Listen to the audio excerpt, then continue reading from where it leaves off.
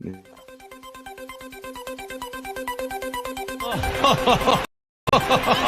would be a Wolves fan, eh? On goes Paul. 3-4 might yet win it here for Wolves. Flash in the shot. What a goal! Following you in all its magnificence.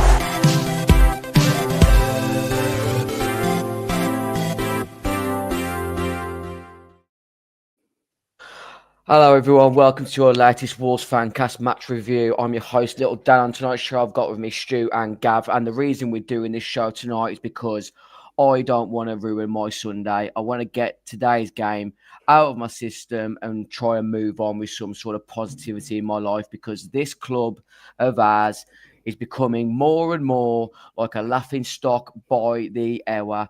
It's got all the hallmarks of a relegation, and I don't see any positive light at the end of the tunnel. Today's game was obviously a 1-0 defeat at home to Arsenal. Owner, chairman of Fosun, Chairman Guo was in attendance today, along with the other excited clowns of the circus, Matt Hobbs, Jeff Shee, Matt Wild. Guys, Stu, I'll come to you first. What's the saying about, doing things? It's insanity to repeat the same things over and over again and expect a different result. Vita Pereira went with an unchanged 11 for the home game today. What was your thoughts on the lineup when it came out at quarter two today? Whilst I open this bottle of Woodford Reserve, which I've been saving for a special evening like tonight. The definition of insanity is doing the same thing time and time again is what you're after. I mean, you look at it and you think, okay, Chelsea was a joke, as we said on Tuesday. There was nothing there. It was dead. Flat as Kieran Knightley, etc., etc. Today, you go into that and you think, well, surely it can't be as bad. Yet he names the same team, and you look at the bench, and we knew Totti wasn't going to start, and it is what it is with the defence. I thought actually today was fine defensively. But we'll get onto that. But you look at it and you think, well, what other options have we got? Rodrigo came on, did well. At Chelsea, one of the few that did. But is he going to start in the front three? Of course he's not. Sarabia is the experienced head. You look at that front line, Cunha couldn't be asked. Cleared all that silliness up in the week. Give him another chance. Strand Larsen, I talked about it, saying what other choice have we got? We've got Huang. Was that going to happen? No. So I wasn't surprised. I was just everything else. You read that out and you think, well, it is what it is. We know it's almost inevitable. There's nothing changes. Nothing can really change. It's just very meh. Gav, your thoughts on that lineup? I was taken aback by it, really. I think after the result and the performance on Monday, I thought there was only João Gomez who came out with any decent amount of credit after that Chelsea defeat, for him not to make any changes whatsoever. What was your thoughts on that? Yeah, I was the same as as both of you guys have said. Really, I wasn't expecting the same. I thought you would have made a few changes. The one for me would have been Sarabia. I mean, I don't think you contributed to that Chelsea game whatsoever. And I don't know what Guedes has done to get dropped. Really, I thought he was playing well up until he's been dropped. I forgot what game he actually got dropped in. It might have been the Spurs one, I think. Well, even Rodrigo Gomez, he come off the bench. He made an impact. You know what I mean? Even why couldn't he be rewarded with a start today? So yeah, Sarabia was the only one. I mean, the rest of the team picks itself, doesn't it? To be honest, at the minute, if you could have if Totu is fully fit, you probably slot him in, probably take Doc out, and then have your three main centre backs there. But yeah, Sarabia was the one for me out of all of them. Yeah, that was the one. Everyone knows my opinions on Sarabia. He's technically probably one of the best players that we've seen in a Wolves shirt, technically, when he's on the ball and his eye for a pass and whatnot. But the physicality and the pace of the Premier League, it's not suited for him.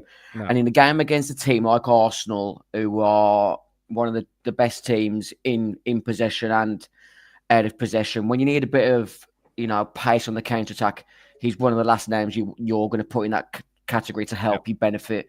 You mentioned Rodrigo Gomez, Gonzalo Guedes. That he was calling out for a player like that today, especially after the performance on Monday. Because, like you said, Gav, it ain't as if like Sarabia performed well enough on Monday to justify him being started again. I think if he would have been dropped, there wouldn't have been any sort of clamour for what's Vita Pereira doing here. How is he dropped Sarabia? He needed a change. He needed a bit of a fresh impetus, but maybe that team and the way that he chose his substitutes today was a message to the owner and the board that this group of players is nowhere near satisfactory to get us out of this relegation battle. And when you saw sort of Guo and Jeff in attendance today, Stu, what was your sort of mindset with those? What's your sort of thinking behind what they're seeing on the back of today's performance and result? I mean, Jeff doesn't care, does he? We all know this from his correspondence in the summer and what he said and his actions down the line. I'm still, until proved otherwise, and the fact that Chairman Grow has said in the past with the Bloomberg thing about if Wolves wanted money, we'd give it them, and we ask them, and they always say no. Let's just wait and see. If he sees that, and we come to Monday morning, and Jeff's been gone, removed from life, then great. But I just don't get it. I can't see how someone like that, who has been over every now and again, and does apparently watch every game, and we are a legacy brand to them apparently, and then we're never going to be sold, which I fully believe them when they say that. I made the point on Twitter earlier that with Blackburn and the Venkies, and they're still there. They're still there putting 100,000 a week in to keep them going. They don't spend on transfers because they've got no money. Well, they've got no money to put in extra. So Fosun have.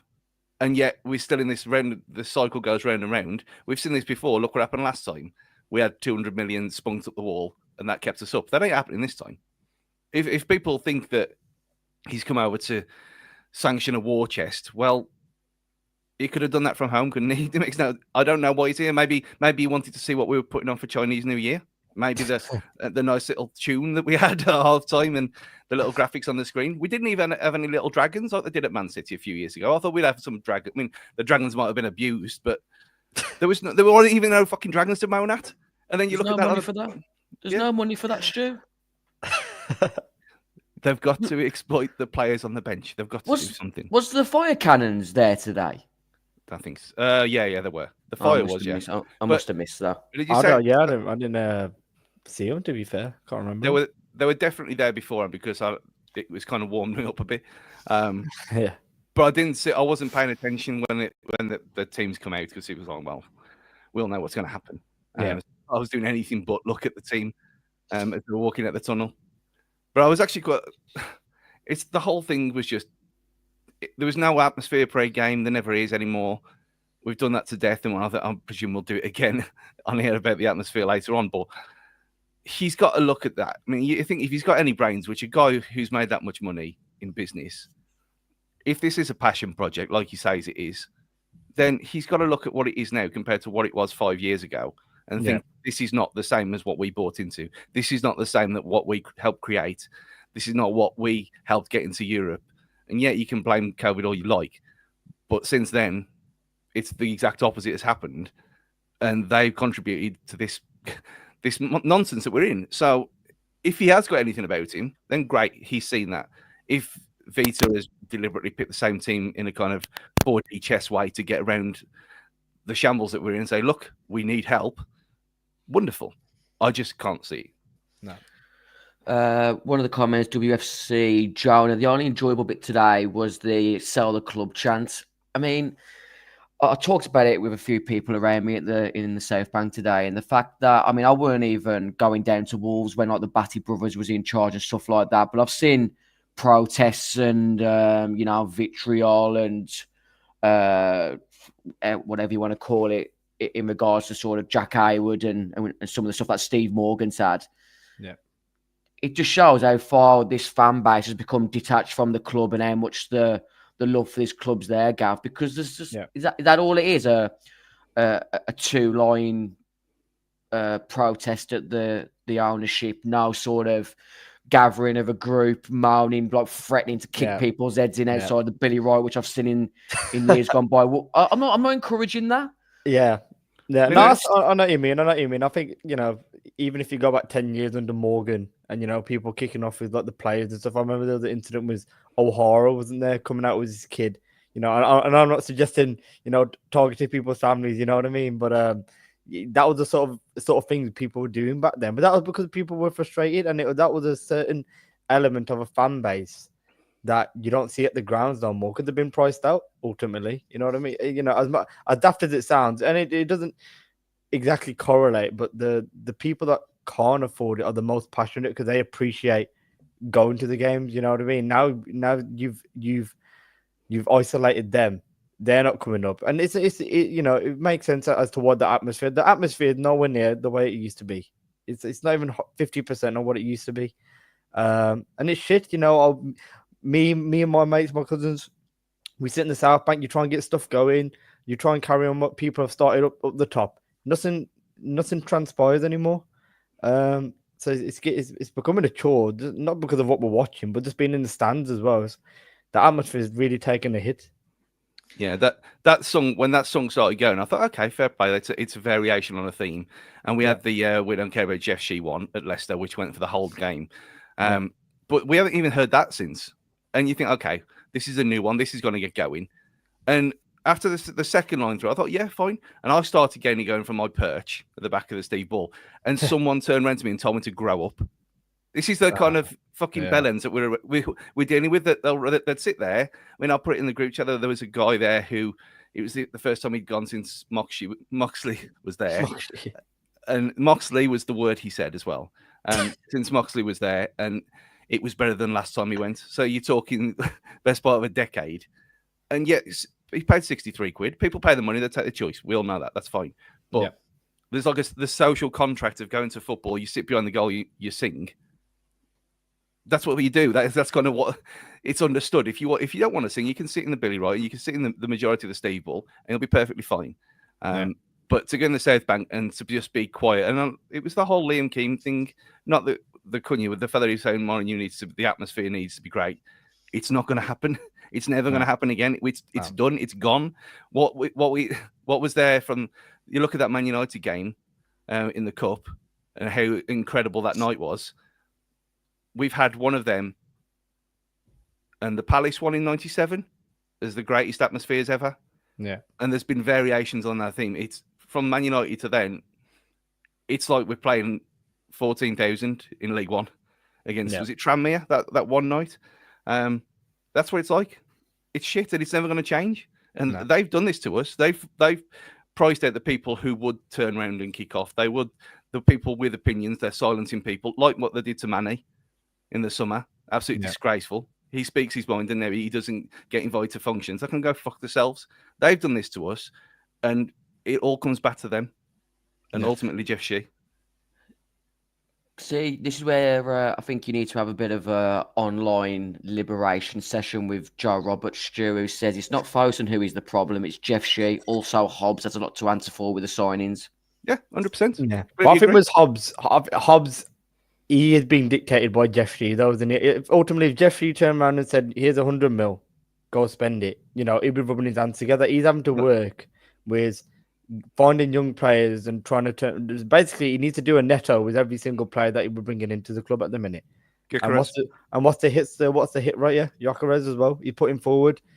That should have happened. No excuses. That should have been done. That ended up being a communication error from Jeff Shee. Shock horror. Wouldn't surprise me if he turned his phone off as they were trying to get it done. Yeah. So I wouldn't blame Hobbs too much at the minute. I think he's still got a bit of credit in the bank for me. But Jeff Shee, he's the one he controlled the purse strings, like you said with the Bloomberg report. The chairman's come out and said the money's there. The money's there. So it's Jeff just trying to look good to the higher ups at Fosun to show. Look at the bar chart. Look at the graph. Look how much money we're making. And basically licking the arse of Fosun at the end of the day. That's exactly. It's all about what's KPIs. That's what it is for Jeff Shee. It's all about look, Daddy. Look at all the green arrows, Daddy. Oh, look how well I'm doing, Daddy. Look at all the green arrows. But Yeah, absolutely. That's it. what Grove 100%. should have seen today should be enough to, like you said, Stu.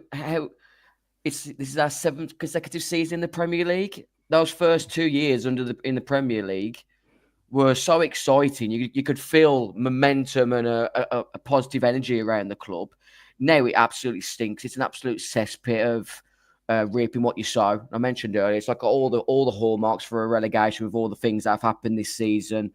That one stat with Everton had scored something like 5 goals in 10 games, and 4 of them was against us. And giving away 3 penalties against Bournemouth, Craig Dawson scoring 2 own goals, and then you add on the stuff with flipping Mario Lemina on top, and now flipping Cunha. And I've got to weigh into Mateus today. I was one of the idiots earlier on in the week that gave him an allowance, gave him a leniency, thinking maybe he's not match fit, might be carrying an illness, naive to think that his body language to do anything like that. But his attitude today absolutely stunk. Yeah, and that's why he's holding his nose in the picture there, because he knows his own body language absolutely stunk today. There were periods during that match that, forget about his current situation that's going on. He clearly wants to move, but there's not just downing tools. There's shitting on your own teammates. Yeah, there were periods during that game he had his back to play. He wasn't showing for any of his teammates. How I understand that the caliber of a player is and the ability that he's got, and it probably it might have rubbed a certain contingency of the fans up if he'd been substituted today. But it got to a point during that game where he was non-existent, and this team who were already at the bare bones, lacking decent players, lacking fires, and they were having to carry him on top. Losing João Gomez to the red card was a big moment in the game. We should have made more of that advantage for the period of time that we did. But that guy on the screen there needs to give himself a flipping reality check. Just because having one good month in November and winning flipping player of the month, scoring a couple of worldies, does not justify you shitting on your teammates. Yeah, Your mates that you have to go into the dressing room day in, day out and show your face. They understand that you've earned a move away. A majority of the fan base will have accepted that you were going to go in the summer. But whilst we're in this relegation zone, you do not turn your back on these fans and your teammates and that flipping badge for the club that pay your wages. And he needs a reality check, that guy does. How we've gone 12 months since beating the Albion, to me, hating him and Pedro Neto is an absolute mindfuck. Someone would have told me 12 months ago, I would dislike this man. I would have said he's done something seriously bad. Yeah. And I'm having a drink of this whiskey, lads. No, you know what? You've said everything bang on, to be honest. I mean, I was just looking through his Instagram post, and he's on about, like, in January, he did like a little post where he's got like the player of the month, recapping the year. He's got his Cunha number 10 shirt and everything. And then a couple of weeks later, he's doing this. Like you said, Dan, I gave him the benefit of the doubt after Monday. I thought it's agent talk. I mean, even before we signed him, Fabrizio Romano was tweeting about Cunha about a month before we even signed him. So his agent's got ties with Romano big time. So it made sense when he was coming up with all the stuff about him leaving and stuff like that and trying to push it. So for me, I thought his agent's doing a lot of work here rather than actual Cunha forcing a move. But today, seeing him today, it was disgusting. Honestly, it was disgusting because he was walking, even when he had the ball at his feet, he was walking with the ball. I remember there was a time Semedo's gone down the line and he's about to put a cross in and Cunha's still on the halfway line. And I'm thinking, what are you doing? He's going to affect everyone. And the other thing he doesn't realise is if we get relegated, because he seems like a nice guy around the training ground. He seems like people like him, the staff like him. He doesn't realise that if we get relegated, some of that staff are going to lose their jobs. Ultimately, he doesn't understand that. So he can throw his toys out all he wants. This is he's got to have a bit of morals in there. this is the thing that people keep on like not realizing how much of an impact relegation will have on this club. Yep. It ain't like one or two program sellers. No offense to the program sellers. You know, a couple of like university students that they've got doing the burgers at half time. You're talking some like high position Wolves employees that are going to lose their job if we get relegated. Yeah, 200 And people. Yeah.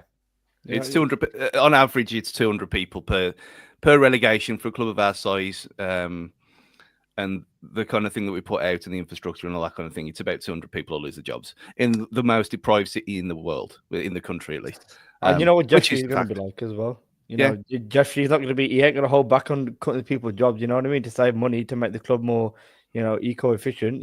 He'll be looking at that straight away if we get relegated on, the expenditure of what the Premier League, what the Championship's going to give him for next season. So, Cunha needs to realise that he's fighting for not just the club. He's fighting for the people around him, the people he sees day in, day out.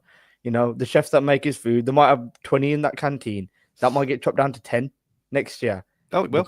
Because he can't be asked to do his job essentially. And just remember, this was a guy he got a big move to Madrid, and everyone hated him. Atletico Madrid are my second team, so I know what the fans feel about him. They hated him, waste of money.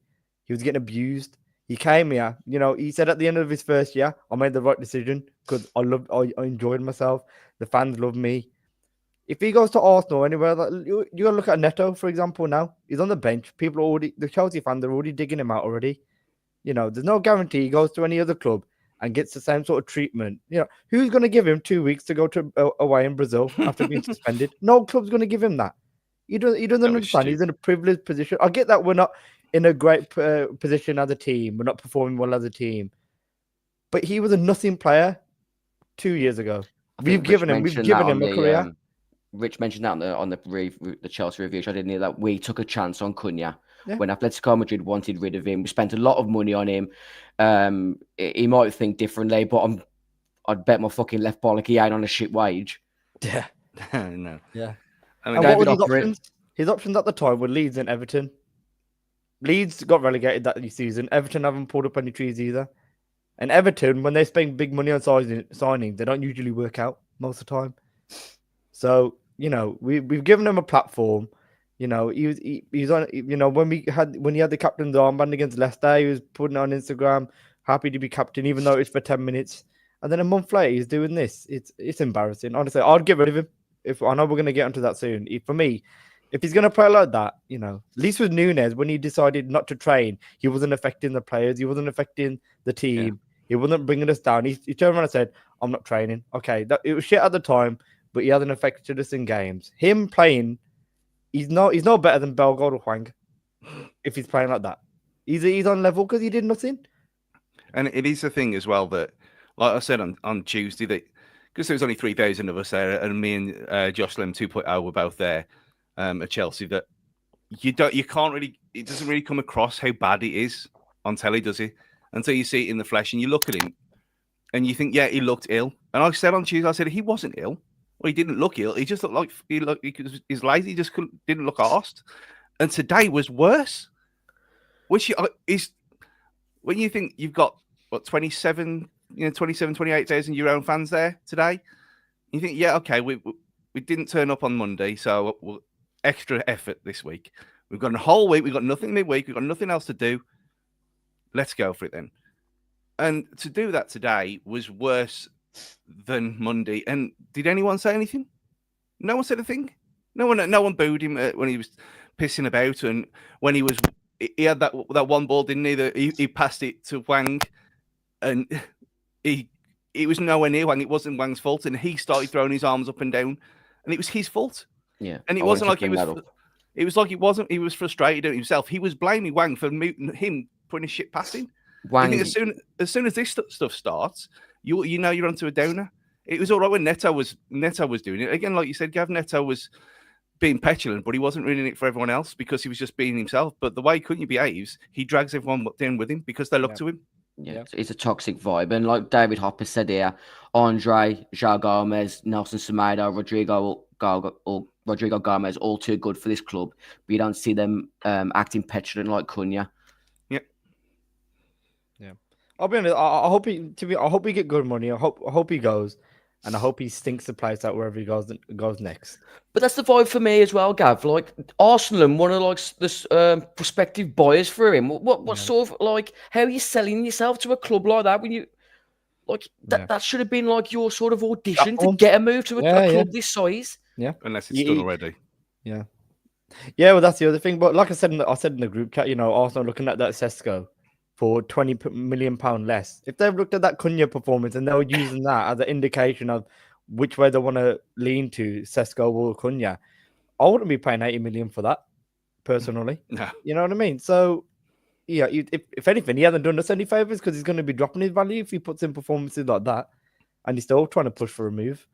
And like I said in the chat, you just hope that after January, when that window shuts, he's like, you know what, I'm here now. I'm just going to get on with it. He might be just sulking a little bit because he's trying to make it obvious that he wants to move. I don't know. You just got to hope that he turns a corner. And the other thing is, it depends if Folsom if Jeff Shee spends a bit of money now on some decent players to help him, and all of a sudden the team starts clicking a bit better and we have a good end to the season, he might stick around. Remember when I mentioned it kind of earlier? Remember when Sacco had that little strop and he was like sulked for 2 weeks when he nearly went to Forest when we were in League One, and he stuck around and he stayed with us. Missed the Port Vale game, didn't he? Yeah, and he had a couple of weeks off, and he was a bit. It was all the same at the time. He was like, "Well, if he doesn't want to be here, then fuck him off." And he didn't go anywhere. He knuckled down, and he was back to his best. That could still happen here, and it could just be his agent getting in his head, like you said, Gav. He was a no one before he came here, and he's through his ties. His name was put out there before we signed him on Christmas Day, and you think, okay, this has been done before. If he is still here, he's got no reason to be stroppy and around the place, has he? He looked like he doesn't want to get injured more than anything else. Which is probably what you do that when you want to move, don't you? If you want to move somewhere, you don't get injured. That's what it looks like to me. And in 2 consecutive games, more so than being lazy, but it comes across as the same thing. Yeah. If that happens, and with the week on Monday, is it when the window slams shut? Yeah. If you come 2 or 3 weeks time and he's still here, and then he puts in performances again, then you question him. You think, well, where were you in them that 2 weeks? Yeah. But you knuckle down and try and keep us up. But we shouldn't be in this situation in the first place. This is why it's so fucking annoying. Yep. That's the thing for me, is that, like I said, it's our 7th consecutive season in the Premier League. And the decline is something out of a fucking comic book. And the author of that comic book's Jeff Shee, isn't it? Like Gav said, he's the one who holds the purse strings. Fosun's financial strategy may have changed on the back of the pandemic. They've still spent money. You look at sort of the money we spent on Matheus Nunes, spent on Gonçalo Guedes. They have spent money over the last few seasons, but they've made money back on Nunes. They've made good money on Neves. Got big players like Jimenez, Matinho, Adama all off the wage book. And the decline is clear to see, and we're reaping what we saw when it's football's not about being fair to your fan base. No one's entitled to have success, and your team's supposed to be competing for Europe and trophies every season. There's only 3 or 4 trophies in the English football pyramid, depending on what division you're in. Yeah, and I just think that until these guys sell us now, we're slowly becoming, like Stu said, Blackburn with the Venkis. There's people saying online about, the ownership situation isn't always the grass is greener. You might end up having owners like Reading who just refuse to sell them, and just that's what we have. Yeah, to a degree, but it's not reached that level yet, has it? We don't sign Agbadou, do we, if they're Reading ownership levels? Yeah, but they did get 40 million for Kilman, so it's not like they dug into their own pocket to do that. You know what I mean? That's fun. That's like Jeff's, always said, that's money that we've always had. But what I don't understand is, like, we sold Kilman for 40. Really? Even if you spent 30 and banked 10, you're still in a better position, if that makes any sense. You've still replaced him and still banked 10 million. So I don't understand why they're not use that sort of model. If you're going to sell someone for big, Just take 75% of that fee that you've used, put that to your next player, and then you keep 10-25 away. But it feels like it's, we'll try and get a few youngsters here and there. Like Rodrigo Gomez looks like the only one that we've got as a kid, not as a kid, but that's young that might actually work out. Forbes, I remember when we first got linked with him, it was like £30 million bid we were going to put in, weren't we, for Forbes initially, according to Fabrizio Romano. That would have been a disaster if we had bought him for 30 million. I mean, was he even on the bench today? Good question. Let's have a quick look on the screen. No, he wasn't on the bench today. And, he was meant to be your Neto replacement. Which was then sort of the goalposts were moved on that, wasn't they? When they was talking about how Rodrigo Gomez, Carlos Forbes, and Pedro Lima were all signed for the future. They weren't supposed to be, impacting the first team this season. And like you mentioned it earlier, Gav, about how Matt Hobbs has had his hands tied, and his remit probably is signing these gems young and making good profit on them. But like every other manager before, Vita Pereira, Gary O'Neill, Bruno Lage, they've all been shafted by a recruitment model that just doesn't work in the Premier League. Yeah. For you to be successful. Like I said, we're not expecting Wolves to be finishing back-to-back 7th every season, but you can see like how other clubs are run. The way Bournemouth and Nottingham Forest are in the Champions League area now, and they haven't, because they had an ambitious chairman, ambitious owner. Yeah, I mean, I don't know the sort of the background of Faust, and I know them very profitable within the pharmaceutical industry, and Marinakis of Nottingham Forest has got his shipping, haulage, and whatever comes with the background of that. But 10th, we're the 10th most prosperous owners of the league, by the way, in the summer, and they made a massive profit as a holding company as well. Fosun did in the last year of earnings. So it's all bollocks. Every year, don't they? They always make profit. That's never been an issue for them. It's okay, it might have dipped during COVID, but they've always been making money. Yeah, so money's there. Money's there if we wanted to spend it. If it's Jeff or not, who knows? But you look at Bournemouth, it was Russian money, and now it's American money. But it's not. Brighton, it's buy and it's sell to buy to an extent, but Tony Bloom props them up even more than everyone expects. Yeah. Every club who's up there, and Marinakis, fair play to the big guy. He does what he does. He puts his money where his mouth is, and they got away with that. And everyone knew that they wouldn't get done free, and yet look where they are now. Yeah, they've got dick today, but still, they're up there because they're ambitious. Where we can't even, like someone's put it in the chat there, we couldn't even sign Che Adams last year on a free. Yeah, we couldn't even sign Che Adams on a free. This is how bad it is. Yeah, I think just go back on the Forest thing. I think what frustrated me is we had a bit of a spell under Bruno in the first year, Bruno Lage, where we were 7th place, in and around the Champions League places, had an opportunity to push on in the transfer window, didn't. Gary O'Neill, okay, not as high as where Bruno Lage was, but we still had an opportunity to push on there.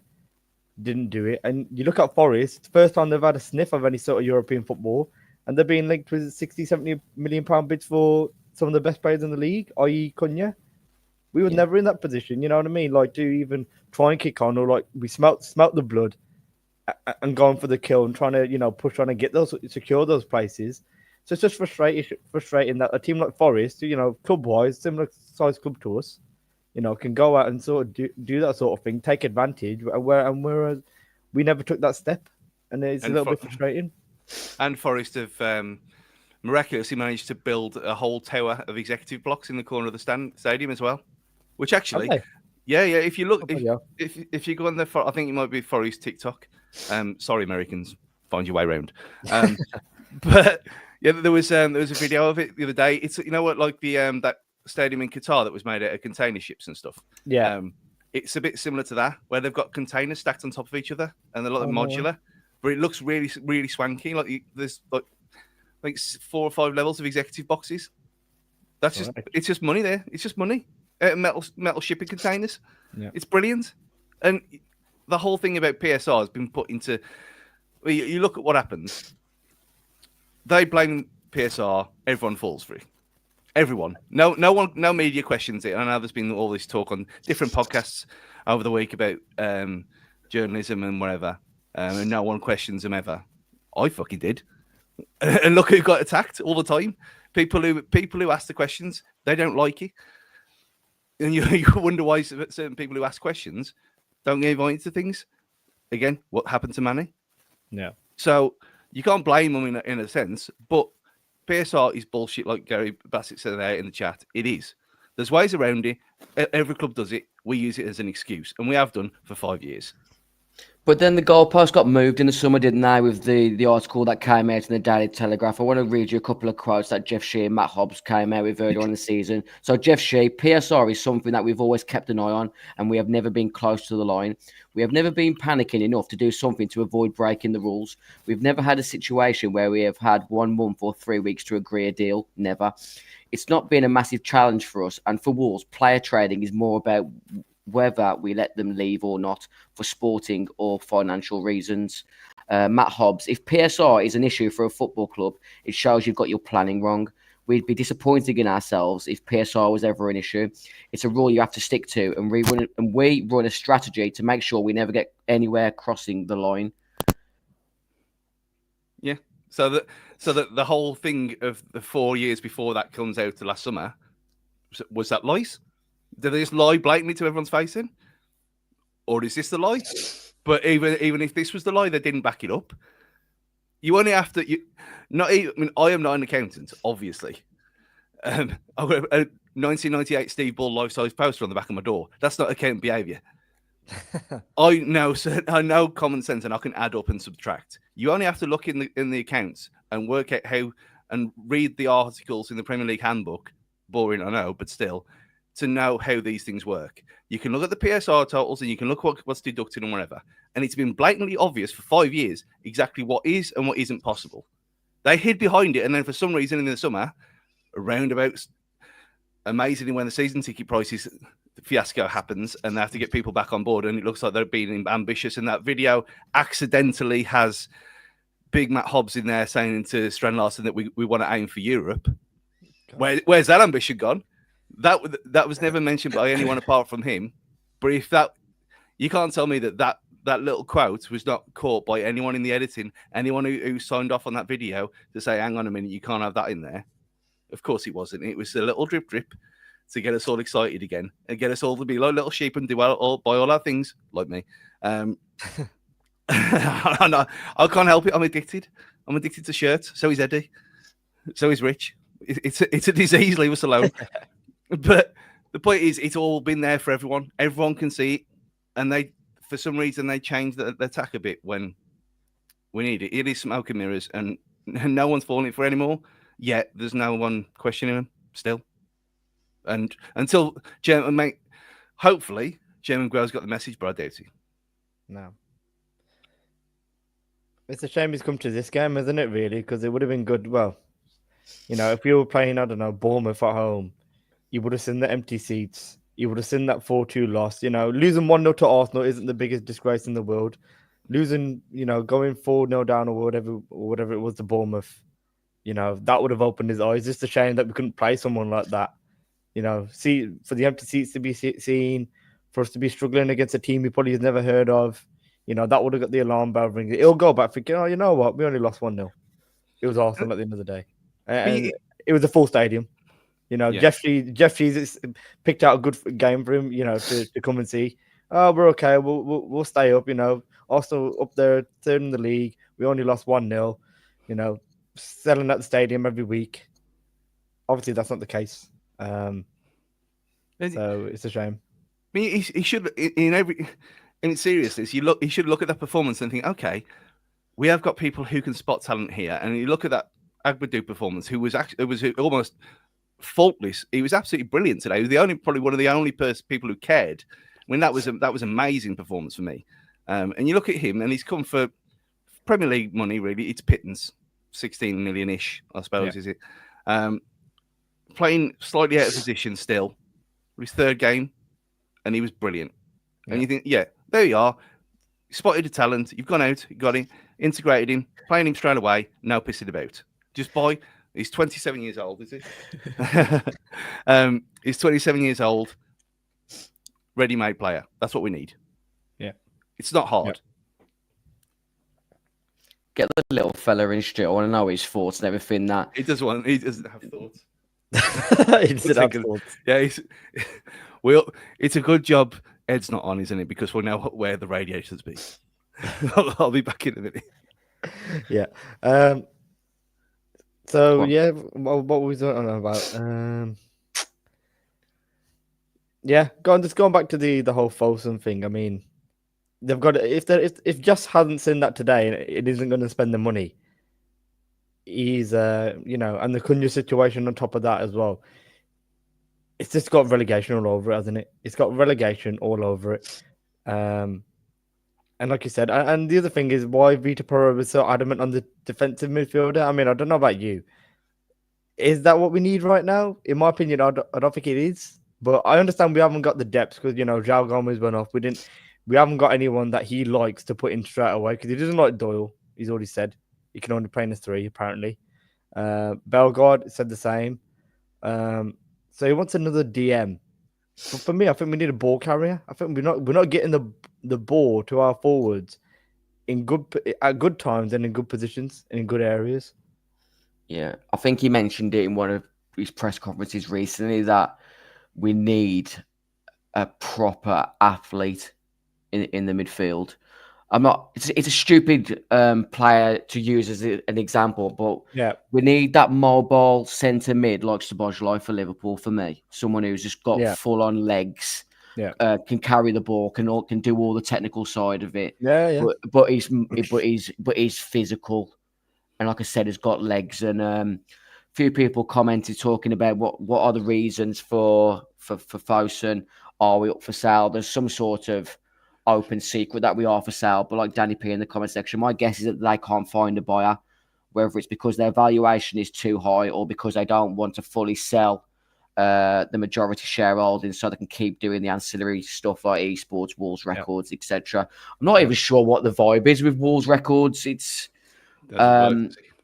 not worked. Maybe they thought someone like Reaper was going to have like that massive worldwide number 1 hit and they'd be able to put that money into the FFP. This is what we've brought in some form of way. The fact that Reaper's gone independent from Wolves Records still doesn't add up for me unless there's been some sort of falling out or, like you said, Stu, Wolves Record is just falling by the wayside now, which is a shame really because it was sort of exciting for us as a club to do something different to what other teams was doing out there.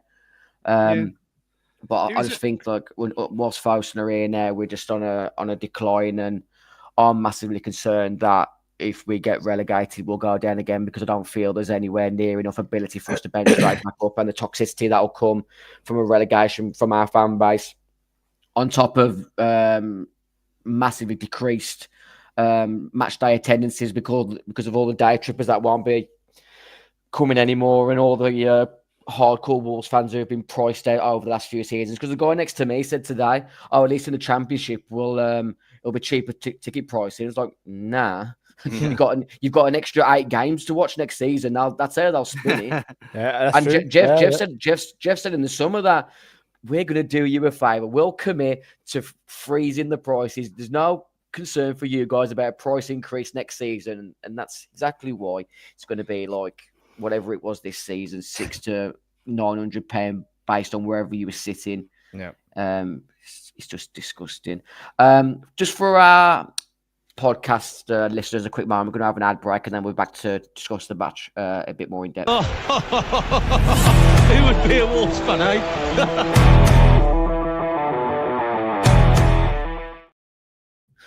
Welcome back to Wolves Fancast. You can follow us at Wolves Fancast, and this show is in association with the Sports Social Podcast Network, fcquiz.app, and the Boston Coffee Vending Company. Gav, how did you think we actually started that match in the first half? Because we probably was chancing the game to go 1-0 up after a nice breakaway from Semedo with a decent ball into the box, and probably one of the players who you'd put money on to execute a volley more than others was Pablo Sarabia, but it just didn't come off, didn't it? I think that was a big chance for us in that first sort of half an hour.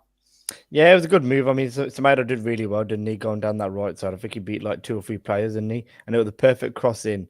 I think that's the frustration with Semedo a little bit. You know, he's got it in his locker to put those sort of crosses in. He just doesn't seem to do it enough for me.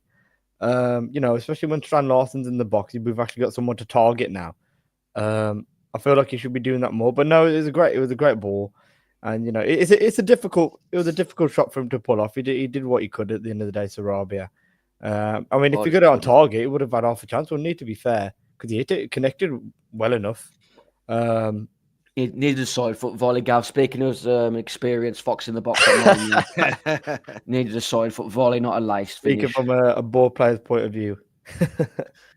But nah, I think it was always going to be a game today. Like I said, they're one of the better teams in and out possession. They've got some good players, even with the likes of Odegaard and Bukayo Saka missing. You can still see that they had a quality within that starting 11 that was going to cause us problems. But I thought we held our own. I thought we defended quite well. Managed to sort of push Martinelli and Trossard quite wide. But like how the match unfolded, really, apart from set pieces, which Michael Oliver must have just run out of receipt paper today. The amount of fouls that he brought from them, and there'll be Arsenal fans probably watching this thinking I'm deluded, and Michael Oliver was just adamant on shafting them today. But I thought it was quite awful throughout today in his performance. What was your opinions on the sort of first half an hour, Stu? Yeah, I mean, I'm Michael Oliver first. I mean, I don't.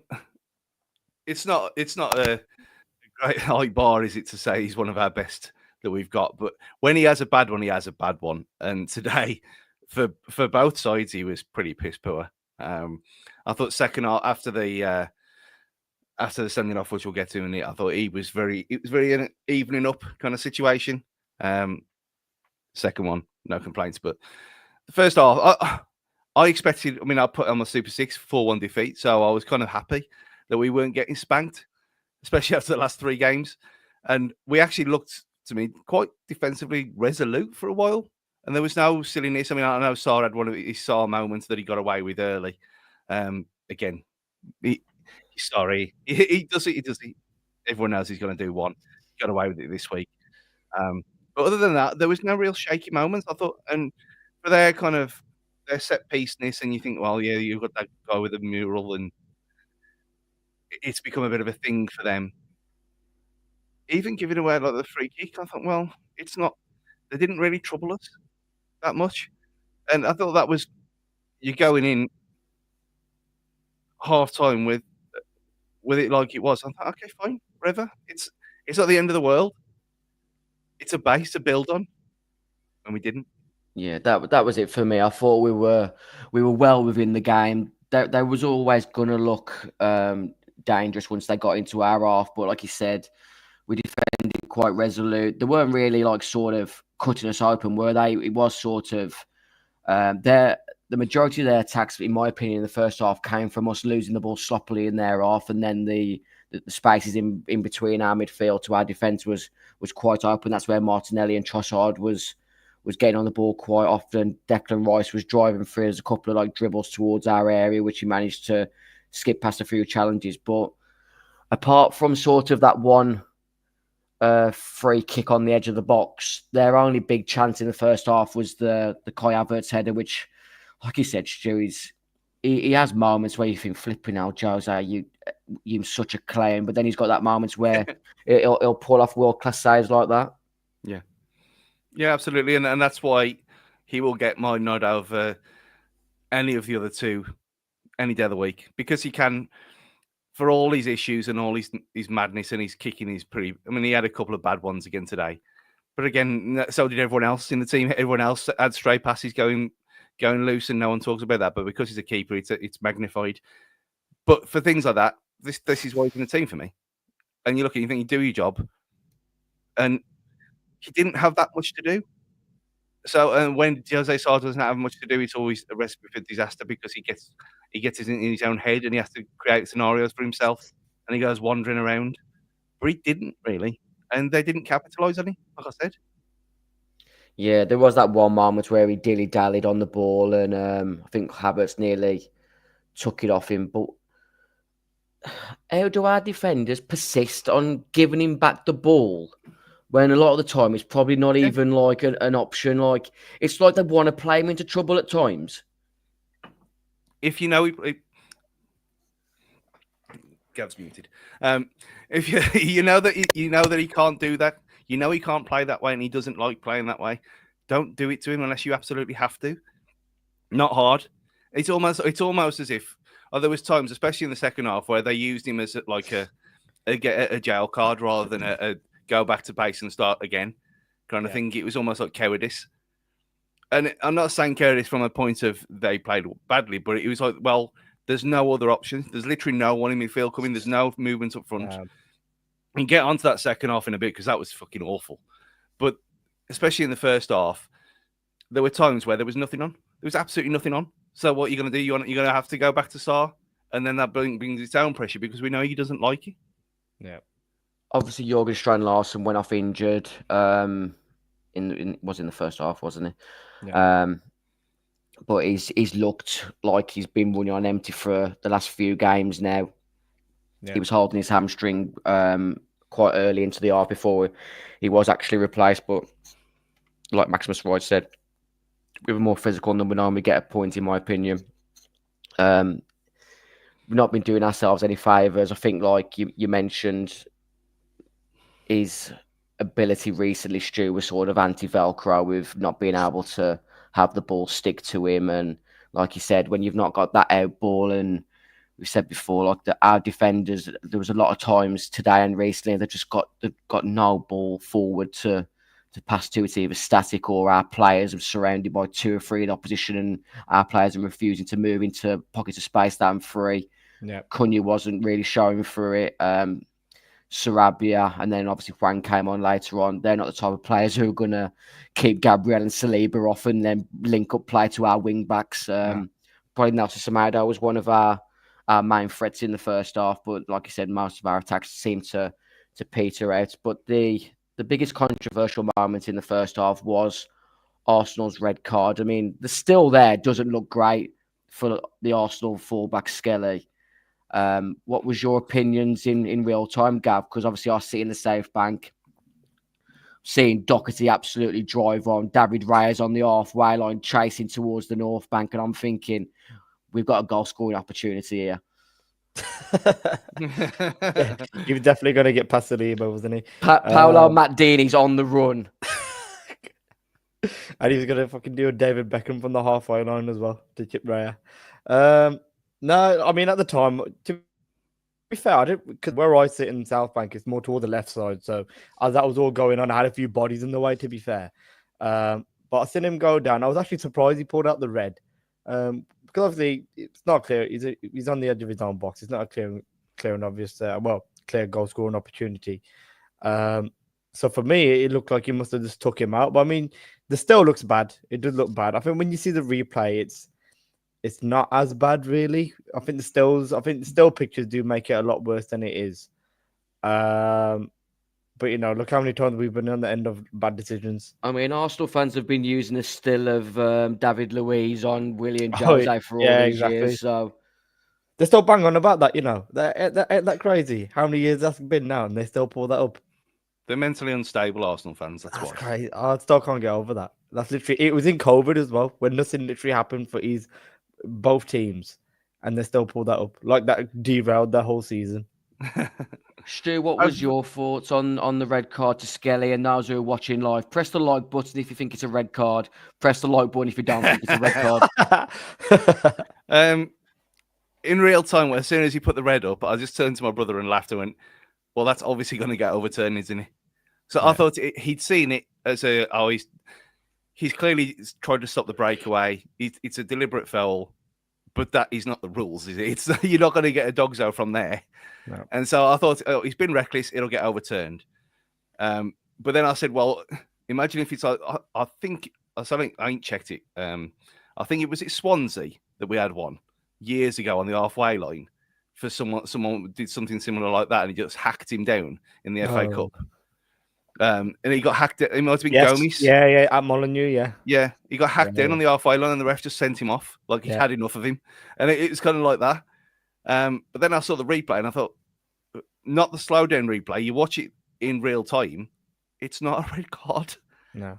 If you want to reduce football to still images, you might as well just give up, because every tackle can be a red card. Like that one on the one that happened at Goodison as well earlier in the season when someone went in on the keeper, and it wasn't a red card. It was just a challenge. But they slowed it down so much, and they went into still freeze frames to make it look bad, and that got rescinded later as well. It's a deliberate foul. It's a yellow card. It's not violent conduct. It's high, and if they get away with it, I'd be amazed. And the fact that I'm even defending an Arsenal red card says it all. Yeah. But I can't believe. I mean, the fact that when I went to Talk Sports, I'm in the car on the way home, and they were saying like it's one of the most disgraceful red cards of all time. And to me, it kind of is, because it's not a red card.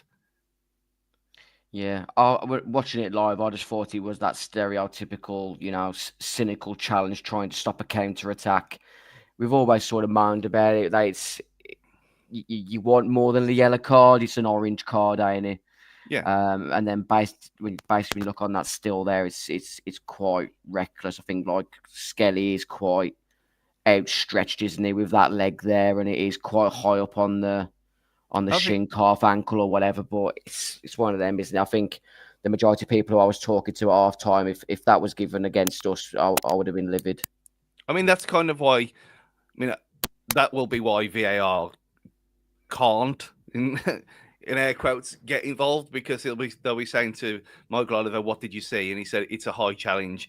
It was late. It was dangerous." And then you look at the replay, and you can make that argument from that still image that it's late, it's high and dangerous. So you can't then turn around and say no, you're wrong, because if that's how he's described it, that's exactly what that image says. Yeah, and I'm guessing when we have the Michael Owen Howard Webb show, whatever that comes out in a month's time, that's exactly what we'll do there. Yeah, but the first half overall, I think when we got to half time, we had that extra man advantage. The way that we'd sort of defended and the couple of half chances that we'd had, it was quite optimistic going into that second half, Gav. Yeah. And I think at that point, I think we'll probably go on to it later on. He probably should have looked to make a change at half time to take advantage. I think the longer the game went, I mean, as soon as the second half started, Arsenal put us on the back foot, and that was really frustrating. I think that was really disappointing, really, going into that second half. And, we've got the man advantage, but yet we were defending our own goal. You know what I mean? Even though it's Arsenal, yes, but this is an Arsenal team that are down to 10 men, without Saka, without Odegaard.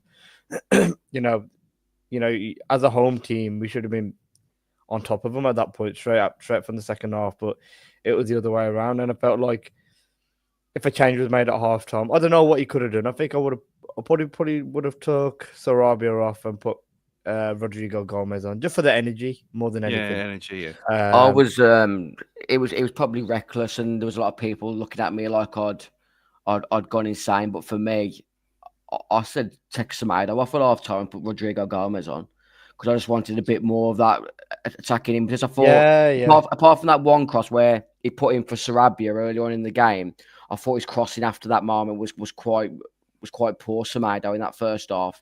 And I just thought like the game was there. The blueprint on how to beat Arsenal was put on a plate for us, and it was having pace to get at them instead of giving them the opportunity to build into the game and start building up possession and finding themselves in our half. And like I said, his substitutions were delayed, and I really don't like the singling out and the bad vibes towards Jean-Rick Bellegarde at the moment from all angles, not just the fan base, but like the Wolves fan cast in general. So I feel like he's just another player that's been bought not shrewdly enough by Matt Hobbs. I think he's being asked to play roles that he's not suited to. I mean, that one particular moment where he ran himself out for a goal kick, and it just looked like Stu, crawling on the floor, looked like Stu trying to sprint with a ball after he's just spent the last 20 years of rolling kegs in the cellar of Wetherspoons. It's like it was comical, and I felt embarrassed for him. because then he tried to play it off like he was injured when he got up, and that was just another hallmark moment for why we're getting relegated this season, wasn't it? But like I said, the recruitment over the past few years is another example, and I think Jean-Ric Bellegarde is the physicality of the league doesn't suit him. I think there's a decent player there. He must be absolutely outstanding in training, because every manager that he's played under at Wolves has actively tried to get him as much minutes as possible. Yeah. But I mean, if he was actually played in his actual position, and like either as a 10 or as the top of a midfield 3, then and he was still shit, then we could have an argument. But the guy has never played there. He played in central midfield when he came on Monday, and then he played in central midfield again today, and then still ended up on the left wing for some mental reason because no one else was doing fuck all. And you think, yeah, at least the thing is with him, he might be shit, but at least he's trying. And that's more than can be said for anyone else. And there was times in that second half, especially, and it's the second half in a row where we've come out and we've looked like we've been dosed up on ketamine and the wrong kind, and they're so lethargic. And there was the right kind of ketamine. Well, the one in Train Spotting. That's a film, kids. Don't do ketamine. I mean, it might fucking help at the moment with some of our performances, to be honest. I mean, it looked like a foosball table. They look so static. It looked like they had a rod through their arse. All of them. It was stay in your lines, don't move, no move. And we had the extra man, and it looked the other way around. For especially the start of that second half, it looked like they had 11 men and we had 10, and we were sitting back and we were holding on for dear life. And then we kind of get a bit of momentum, and you get over the halfway line, which is a fucking miracle in itself. And then nothing happens because no one moves. Everyone stays exactly where they are. Arsenal didn't have to do anything. They just stood there. It was no one was running at them. No one was going wide. Nothing happened. But I think, to be honest, like going back to Cunha, I think he set the tone for that. You know what I mean? If he runs, Nori runs. If he runs, Hwang runs. Nobody. He set the tone for the whole team, in my opinion. To be fair, going forwards. So just going back to him, he's a detriment at the minute. Yeah, and this is another thing why I'm massively aggravated by Matthias today, because you know me, it goes all the way back to Leander Den Donker in the FA Cup semi-final, where there was a few Wolves fans who wanted to punch my face in on the train back, because me being me, I like to have a scapegoat when things are going wrong.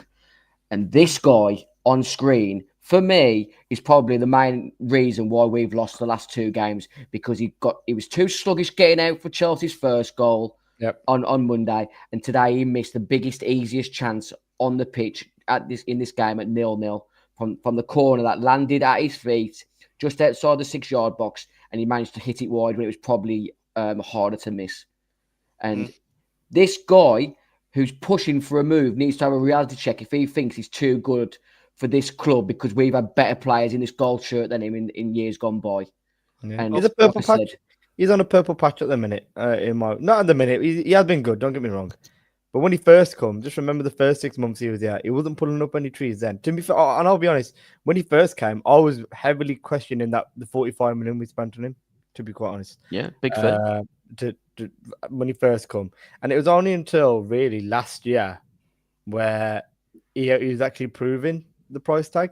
So really, he's over the course of 12 months, he's got big headed. I said that after the Fulham game, when all the media was wanking him off and how good he was in that game. The 3 afterwards, he did nothing. Yeah, and that was before the window opened. Yeah, that's one of the frustrating things for me. Like Tim Green said, rest of the team is waiting for Cunha to do something. If he doesn't do anything, we haven't got a clue. It's like constantly, by default, it's like, right, let's get the ball to Cunha and hope he does something, and then he doesn't really want the ball himself.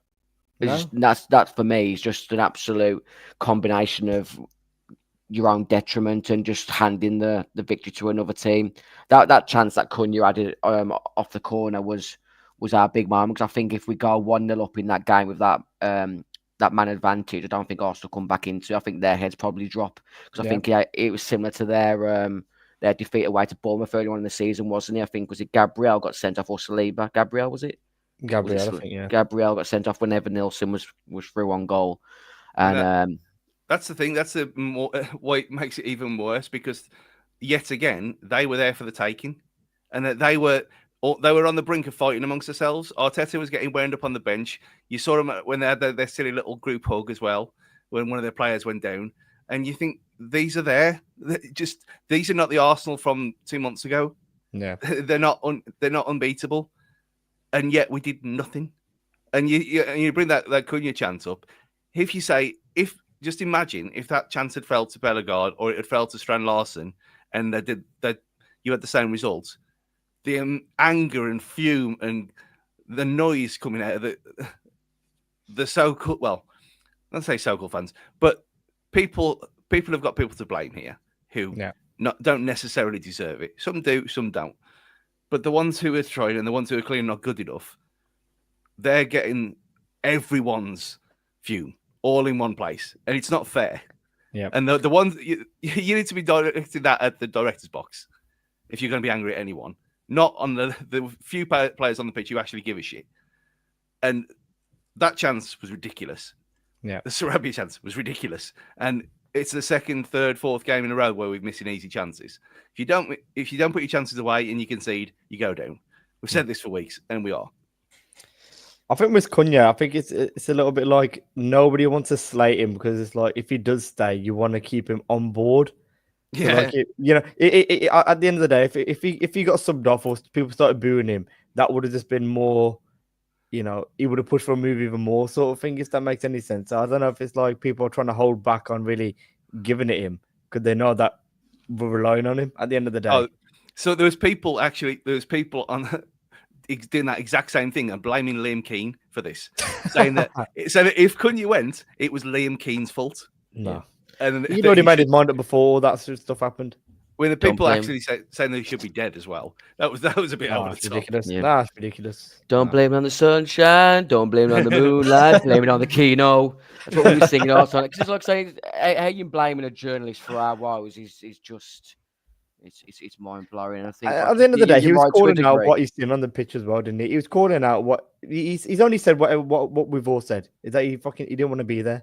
If he said it, he would have said the same thing today. I mean, I'm surprised he hasn't said the same thing today. To be honest, Liam Keane. But he just said what we all thought. Okay, he missed the whole clapping thing, but that's another thing.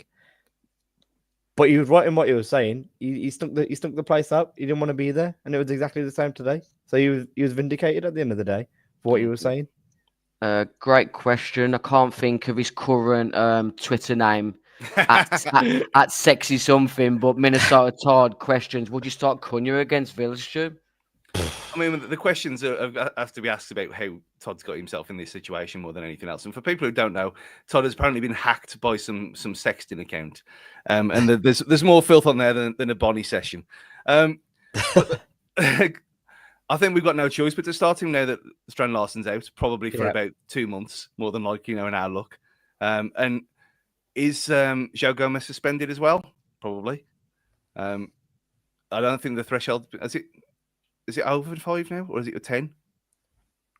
Sure. I think he's gone past the 5, hasn't he? I think he just about missed it the last time round. Him and Nori. But he'll have a 1-game ban anyway for being sent off, won't he? So he'll miss he's missing it either way. He'll miss that anyway. Yeah. But he'll only miss Villa. He'll be back for the big one against Blackburn in a few weeks' time. But I don't think. I mean, ideally, you wouldn't play Cunha. You wouldn't play Strand Larsen. You give him a rest. But again, what are your options? What do you even do? I mean, I know this is one for you lot to suffer on next Friday, but you think about it, you think, well, do we actually play a midfield 3 of Bellegarde and Tommy Doyle and Andre? Is that what you've got left? Because Lemena can't play because he's mentally broken. We've got no Booba's. Whoever knows what's wrong with him. We don't have anyone else. So he doesn't fancy a midfield. It sounds like he doesn't fancy a midfield 3 anyway, does he? So he's gonna keep that 2, by any means. I mean, so you might have Andre and imagine midfield 2 of Andre and Bellegarde against Villa. Yeah, and then you have a front 3 of what do you do? You're going to play Guo-ing in the middle because we've got no choice, and then it'll be Guedes and Rodrigo Gomez for me. I wouldn't play Cunha. I mean, Cunha, that's a perfect opportunity. If it looks like a move not developing, if there's no links, if it's all gone quiet, Wolves have come out and said he's not for sale. Pereira said he's my player, he's not for sale. It's been a bit quiet on links and bids and stuff like that. If he wants to try and win these fans back, because he has lost a few now, he's lost me personally at the minute.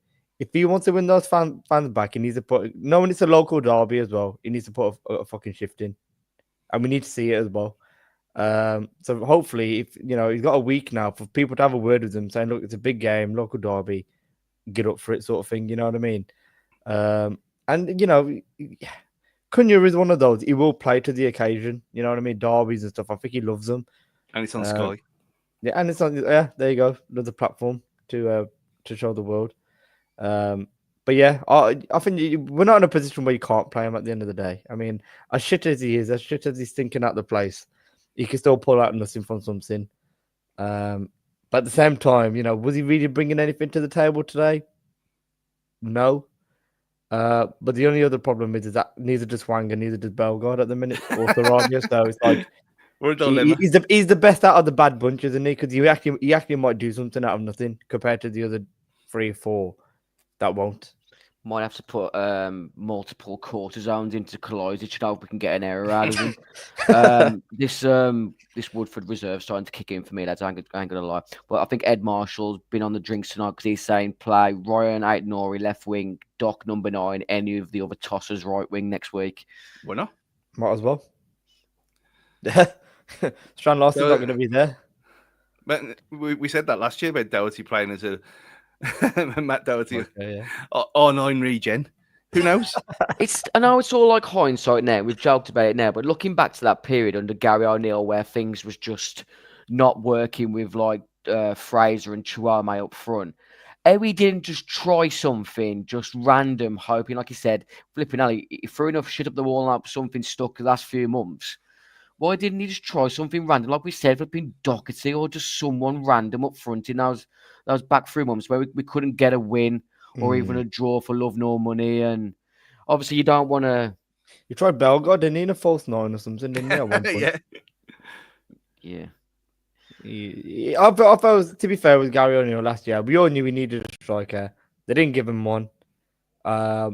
So, I'm not surprised that the season petered out the way it did that year at the end of the day. Like you said, it's another opportunity where the club could have pushed us on, could have backed the managers, and they didn't. So, but we weren't even asking for like a £40 million striker or anything. You could have got like a half decent striker who was like I think one of the things that Gary O'Neill had a fallout with Hobbs or Jeff Shee was the fact that we never got Armando Broja through the door, but she's probably laughing the most over that now already. Oh, yeah.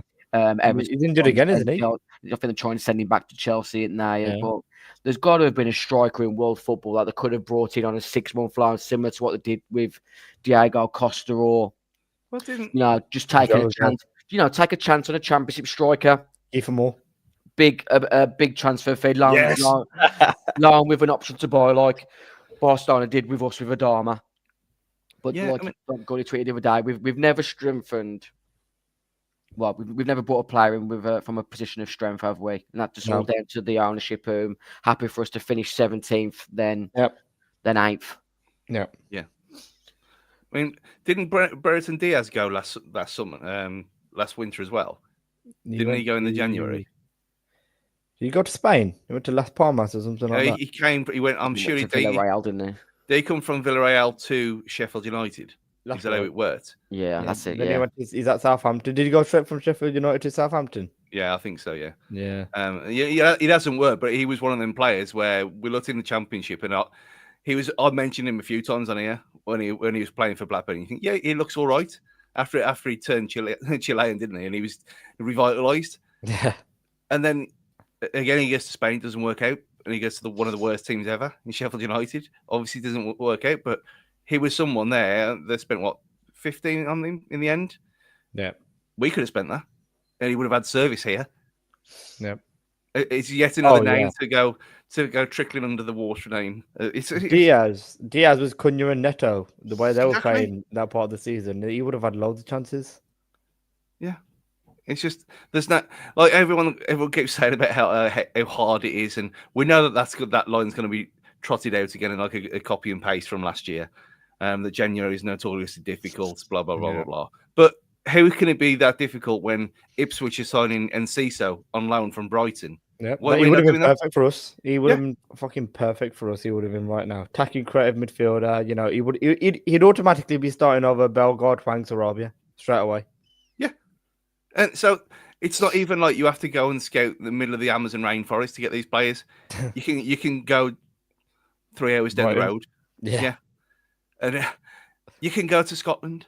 That's a country that exists as well for now. And there's players up there. We used to go to Scotland and Ireland all the time to get players who are decent. No one goes there anymore. Why? Yeah. Why don't we go to the Championship and get players like West Ham do? And like look at Jared Bowen from Hull. Yeah. Revelation, club captain. You look at all we said last week about the Palace players that they got from the Championship. Great. Why don't we do it? Because it's not sexy enough. Stupid. And there's not enough laundering possibility, is there? Yeah. Allegedly. Calafiori obviously put Arsenal ahead in the second half. Your thoughts on how the goal unfolded, Gav? Could it have been avoidable? Yeah, I'm pretty sure it came from us messing around in the corner, didn't it? And then we tried to put it out, and then it's come back in. I mean, it's a good finish, to be fair to him. He's hit it on the half volley. Yeah, he's hit it bottom corner. Saar can't do nothing about that.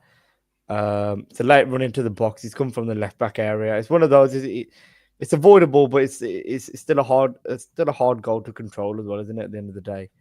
But up until that point, why were we? That was 4 minutes after João Gomez got his red card, wasn't it? So we had up until that time to put the pressure on Arsenal, maybe nick a goal.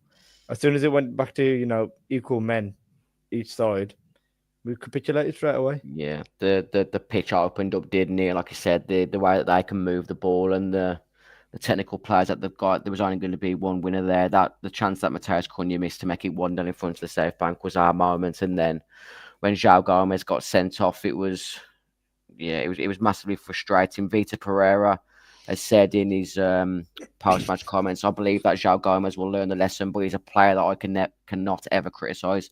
I cannot criticise a player like João because every time he's a player with 100%, who's 100% with the team. Yeah. 100%. Can't knock him. He's going to be a massive misses in his stew for that Villa game next week. Yeah, I mean, Andre's going to be completely lost because we've seen him before. His partner in crime's not there, and he can't do everything on his own. And you kind of think he's going to have to.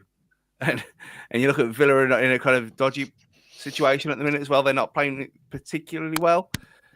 Yet it's Dr. Wolves. We'll see now, isn't it? And let's give the Villa a nice little boost on their quest again. Get them Champions League ready for next week. Get them finishing in that top 8, and you can just see what's going to happen. They'll get that in midweek. They'll come here on a high, and we're going to get battered again. And you look at the fact that you said that about a defender running into the box for the second game in a row. It was Cucurella on Monday, and it's Calafiori today. That's a midfield issue. Why is that not being stopped? Wasn't the Southampton player a left back as well, the one who got his goal disallowed? You know what I mean? So it happens quite frequently, to be fair. Exactly. It's a weakness that's been exploited, as with a lot of other things. Yeah.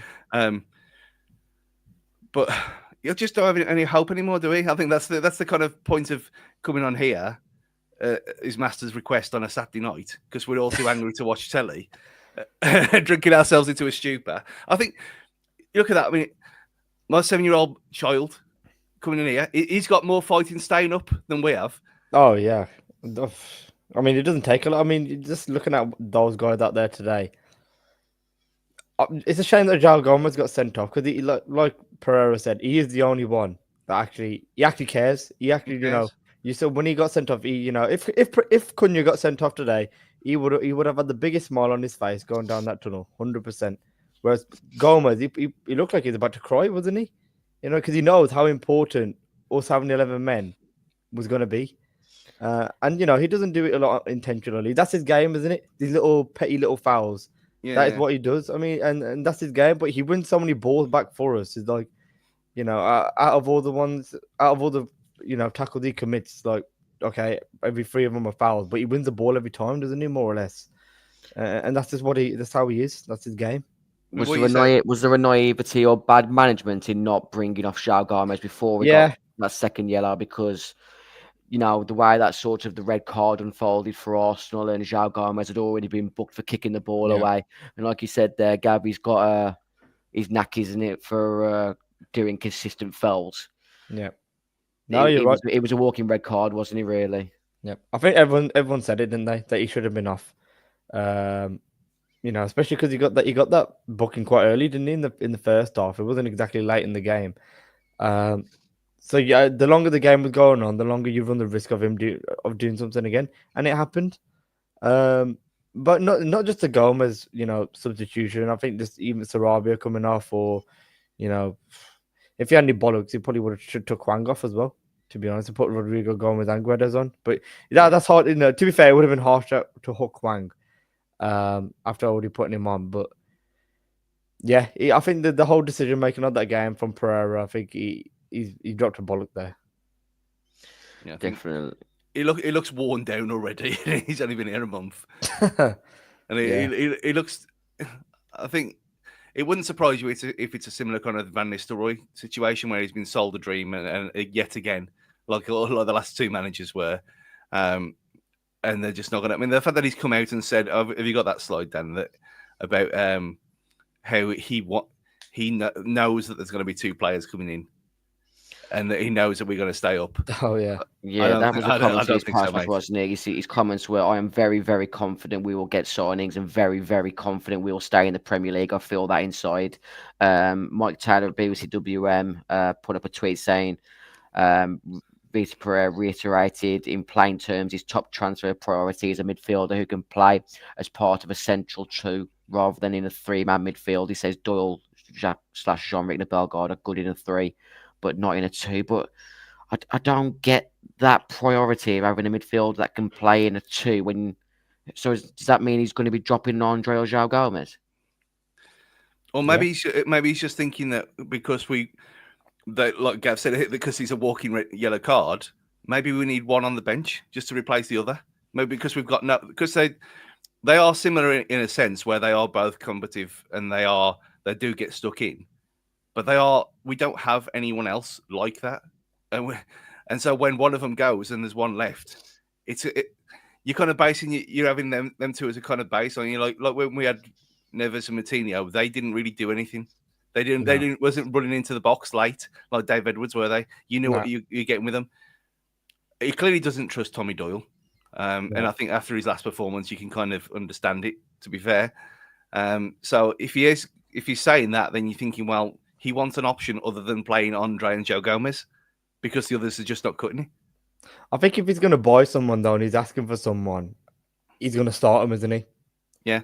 And if he's going to start him, that means either João Gomez or Andre is going to be dropped, because he's not going to buy someone for them to be, okay, these 2 are going to start, you're going to be my bit part player. If he's going to sign on someone, they're going to be to start. So it'd be interesting to see who does he go with out of Gomez and Andre, because you can't keep switching. The thing is, you got to have one at the end of the day. You can't just keep switching them game to game. All you got to do look back at Nuno and how good we were with keeping a consistent starting 11. That's what we need to do now. We need Guedes. I thought, really, for me, he nailed that right wing spot over the past couple of weeks. But now all of a sudden he's been dropped, so then that position's up in the air again, really. Back to central midfield, he's trying to get another midfielder in. So now, who's he going to play, Gomez or Andre next to this new midfielder? Striker, we don't know what the Larson situation is, So we might end up needing 3 signings in the end. I mean, what was the other signing you said, Dan? It was you wanted a box-to-box, you wanted a midfielder, and was it a centre back? Yeah, another centre back. So another one of his comments to BBC Sport was, to be honest, we need as soon as possible another midfielder with the qualities to play with 2 midfielders. We need another solution for sure. I will see if it's possible. I hope that the club bring in another 2 players at least.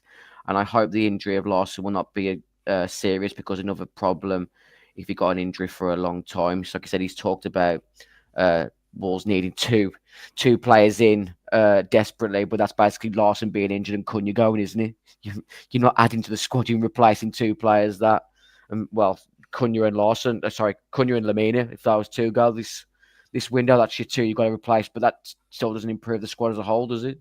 Yeah, No. he's replacing. The fact that he's not even counting Lamina, is he? He's just not. He's not in the plans. He probably won't be in the plans after the window shuts if he's still here. He's made that perfectly clear. He doesn't trust people who do this kind of thing to him.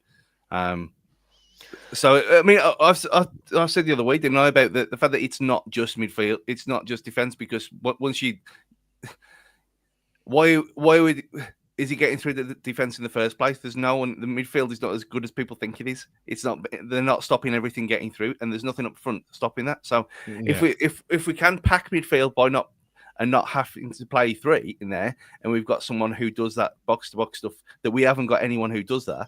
No.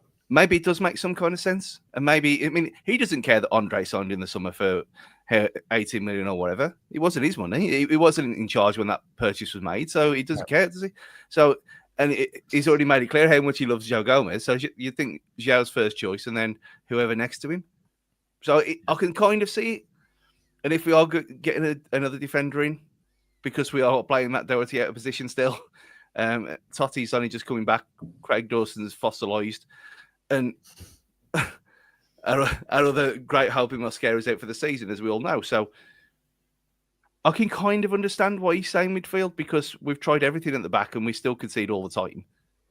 And yet today, when we don't, and defence actually looks solid for a change against one of the best sides in the country, apparently, you think, okay, well, maybe that is the priority. But no one's coming anyway, so it doesn't matter. Yeah. I'm fucking sick of Wolves. Fold the club. Luckily for us, Ipswich took another tanking today away to Liverpool 4-1. Leicester travel to Tottenham away tomorrow, and basically it's a 4-team shootout, isn't it, to avoid relegation. I think Southampton are pretty much gone, but they're only 10 points behind us, and they've got to play us at home. So let's not write off bottom place yet.